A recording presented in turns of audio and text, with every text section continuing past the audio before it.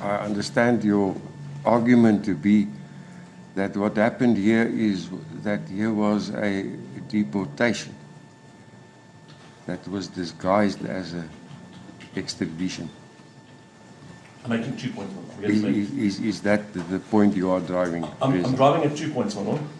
The first argument is the whole scheme, and I'll come to it when I drill down to the facts.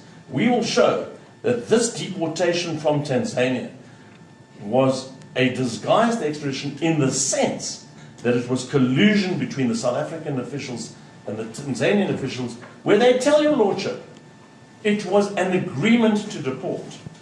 An agreement, and we emphasize this word agreement. The Tanzanian officials, the South African officials agreed to something. That is extradition par excellence. Deportation is a unilateral act. So when the South African officials say, we've got nothing to do with this. This was Tanzania exercising its own sovereignty, a unilateral act. Your lordship will scratch his head and say, well, why was there an agreement between these two countries?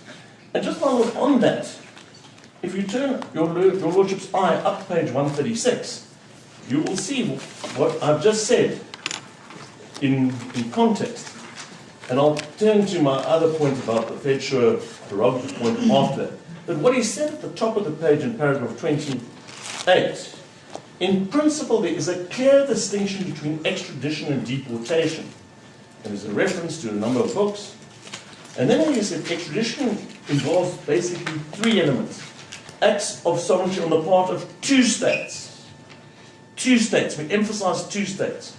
A request by one to another state for the delivery, and the delivery of the person concerned for trial or sentence in the territory of the requesting state. And then there's that's extradition. 3 elements.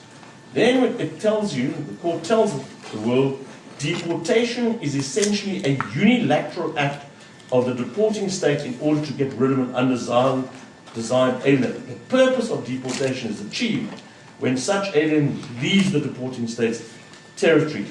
Importantly, my lord, the destination of the deportee is irrelevant for the purpose of deportation. The facts here demonstrate clearly, on any version, this was extradition.